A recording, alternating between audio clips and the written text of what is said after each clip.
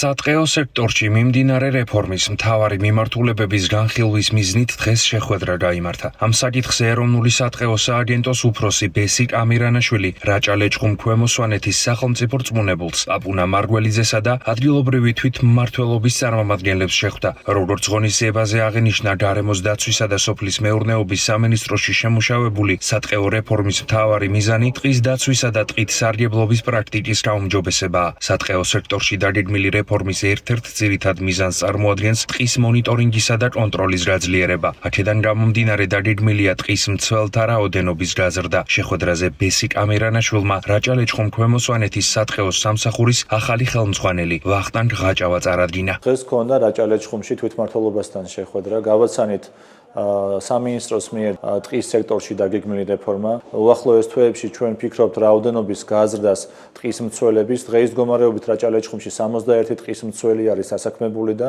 უნდა ავიდეს ეს ციფრი 121-მდე. ვფიქრობთ, რომ კვალიფიციური კადრების დამატებით რეფორმის სრულად განხორციელების შემთხვევაში ჩვენ მაქსიმუმად დავიცვავთ ჩვენ ტყეებს.